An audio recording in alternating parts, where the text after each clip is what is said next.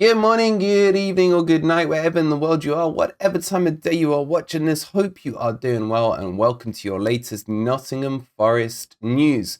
Guys, in today's video, we will be talking about the aftermath of the disaster that was Leicester City 4, Nottingham Forest 0. And of course, all the rumours and speculation that are circling around Steve Cooper's job and whether or not he will still be Nottingham Forest manager. The time of recording this, nothing has changed. For those of you who are wondering, Steve Cooper is still in charge at the dugout at the City ground. Guys, before we get into it, don't forget, if you would be kind enough to give the video a quick like, subscribe to the channel if you are new, turn those notifications on, and don't forget, tonight we will be holding a panelled forum talking about everything that's gone on in the last 24 hours with all my other mates from different YouTube channels. So make sure you're there. It shall start at 9 o'clock tonight, and we will be getting under the bonnet and seeing exactly what's going on at Nottingham Forest. With that said though, let's jump straight into the news. Should he stay? Should he go? We're not talking about Brendan Rodgers anymore. We've now shifted the narrative over to Steve Cooper. The papers have been on it straight away from the second the full-time whistle was blown, which tells me that the headline was already written, just with a blank space waiting to put either Cooper's name or Rodgers' name next to the likes of Rafa Benitez. And as we lost the game, it was Cooper's name that was inked in on the headlines. I think these are so many knee-jerk reactions going on. I think everyone needs to take a minute to calm down. I said it after the watch-along stream yesterday. I didn't want to say anything until I'd had a night's sleep to reflect on it and see where my mind was at and how I was feeling. Let's start by covering the game first before we go into the full Cooper story. The game was a disaster. From minute 1 to minute 90, the team had no cohesion, no identity, no understanding of the tactics, no idea how to play next to each other. You could tell, well, you could have picked 11 players of people from the crowd in the away end, put them on, and their cohesion probably would have looked better. But that does not excuse the performance. These are still professional football players who should have been on the pitch and should have been fighting for the badge. I can take a loss. I've taken plenty of losses in my time as a Forest fan. What I can't take is watching a team capitulate 3 times in a row and not fighting to improve or fighting to get back in the match or fighting for the ball. Even put in a strong challenge, man. It just do something to change the complexion of the game, to change the flow of the game, to show us as fans that you actually care. This can't all be put on Steve Cooper. The players have to take responsibility. Look, we did the player racing yesterday, and yes, I went in hard on some players. In fact, I probably went in hard on all the players because the desire was not there. But you can't go 3 games. Look, right off the Man City game and the Spurs game, whatever to those. These last 3 games all should have been dubs for Forest, and all of them were a joke in terms of the performance. Now, yes, Cooper has had the tactics wrong. He's had the personnel wrong in the team as well. But that still does not create a blanket excuse for the players to come out and put a performance like that in. Yesterday's performance was worse than the Bournemouth and Fulham matches combined because there was no desire, there was no passion, there was no care from the players. The only time I saw any bit of emotion or care was after the Maddison free kick, where the likes of O'Brien and MG Dub decided to have an argument on the pitch. Look, I don't know what caused the argument. I don't know why they were arguing, nor do I care. But there was a bit of passion there, and it's the only time we saw it on the pitch. A lot of people are saying, well, had I only put that chance in and we'd gone 1-0 up, it would have been a different game. No chance. Not the way we were performing, not the way we were playing, not with the defenders that we had in play. And a lot of people, including Cooper, and I hold him for this, says that we played better in the second half. That's just neither here nor there. There is no team who are 3-0 up that are going to keep going at 100% for goals, minute in, minute out. They're going to game manage the game like we should have done against Bournemouth, like we should have done against Fulham. So don't try and take this little small moral victory to say we were better in the second half. At the end of the day, you want to do that. Look at the scoreline for the second half. Leicester won it 1-0. So that doesn't cut with me at all. In terms of what Cooper said after the match, he seemed to come across a bit soft, a bit lost, a bit rabbit in the headlights for me, talking about he doesn't really want to go in hard on the players because he understands that situation. I fully disagree with that. I fully disagree with that. By doing that, you are writing these players a free ticket to say it was okay. You have to call them out for how crap their performances was, either collectively or individually, or however you want to do it. But people need to be called out for that crapness of a performance. Look, we will go into full details in the in-depth analysis video, like I said, in a day or so's time. But at the moment, what we have to talk about is what's in the news. And what's in the news is obviously Steve Cooper's job. And like I said at the start of the video, Rafa Benitez has been heavily linked to it. The likes of Sean Dyche, who, oh, God help me if Sean Dyche ends up at Forest, has been linked as well as one or two other names. And then there's a few crazy names from fans, mainly saying the likes of Tuchel, Poch, Zidane. Guys, even I'm not that delusional. But the point here is, and the real question is, where is Marinakis' head on this?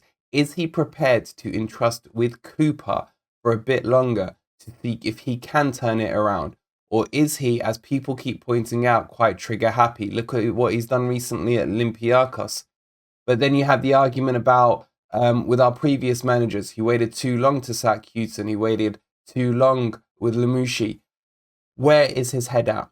For me, and this is again just my thoughts, he's invested 150 million in this club. He has not invested that money in for it to end up in the Championship and for him to make a loss on his investment.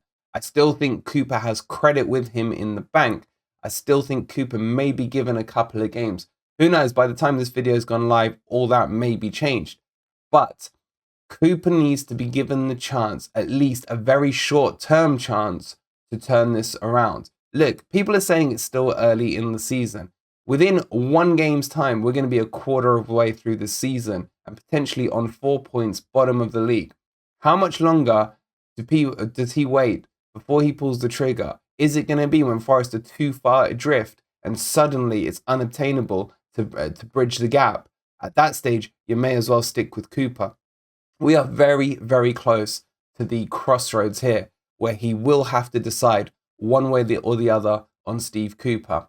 And either way this goes, for me, it's a huge call for him. It really is, because if he pulls the trigger on Cooper, he's going to turn a lot of the fan base against him. But if he doesn't, there is a growing section of the fan base that is Cooper out. I've run polls. Look, they are limited, of course, in their sample size, but it is clear to see a shift across the way towards more being Cooper out than, day by day, week by week. And it's sad to see. It's sad to see. It's causing division in the fan base. It's causing fans to turn on each other. It's causing fans to call, certain people real fans and others not real fans. It's just, this is football, and this is what happens because the results on the pitch are not forthcoming.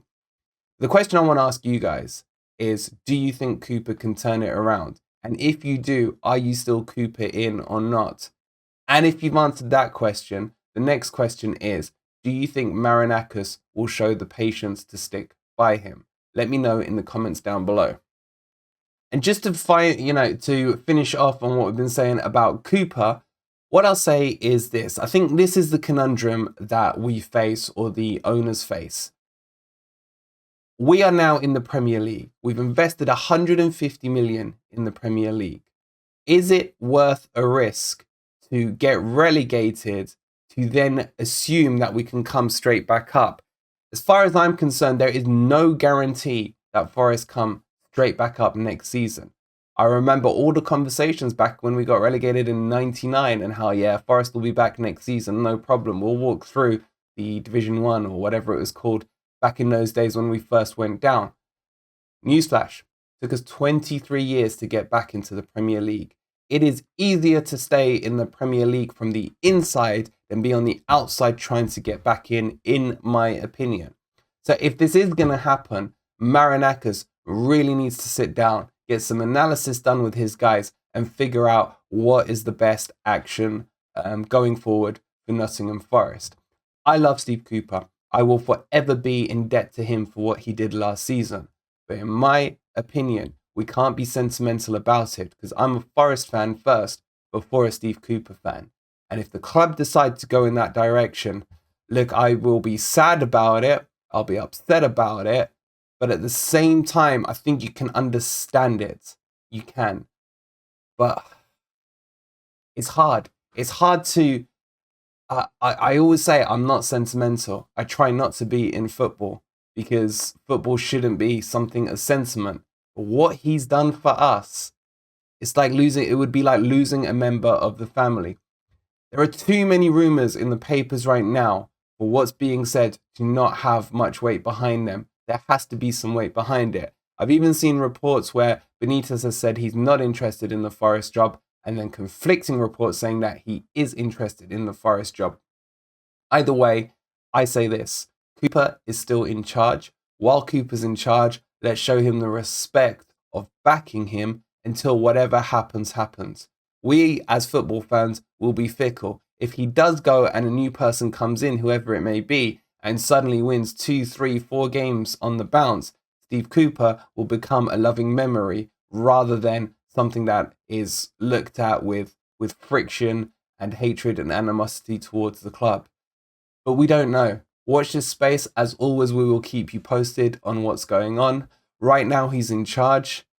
He can turn it around, but he needs to make some severe changes, both in the way he's dealing with the defeats and in the way he's putting that team sheet out there. You cannot change to one of the correct formations, be it a 4-2-3-1 or a 4-3-3 or 4-5-1, whatever you want to call it, and put Cook at the back with a lack of pace there. You cannot keep playing Lingard, who is clearly past it when it comes to the Premier League. And Coyote has no legs whatsoever, with the likes of Mangala on the bench, who were clearly fit and ready to go. You have to select the right players in the right position and make the right choices. Is Cooper going to learn from this? We will find out against Villa if he is still there. But at the moment, I'm sitting on the camp of I'm still backing him because I love him and I respect what he's done. And I hope and I pray that he can learn and turn this around. But let me know your thoughts down below. This is an ugly video to make, I know. But I'm just presenting you guys the facts, giving you my opinions as well on there, because football is all based on opinions. So share your opinions with me down below. Make sure you join us tonight on the panel forum, which is going to be very interesting as we have a lot to cover off. And we've got a lot of good guys on there who are going to give us, no doubt, some real insightful thoughts and opinions on the matter. Before you leave, guys, if you would be kind enough to give the video a quick like, subscribe to the channel if you're new, and get involved and get your opinions down below in the comments. Thank you for watching, guys. We'll see you tonight, and come on, you Reds.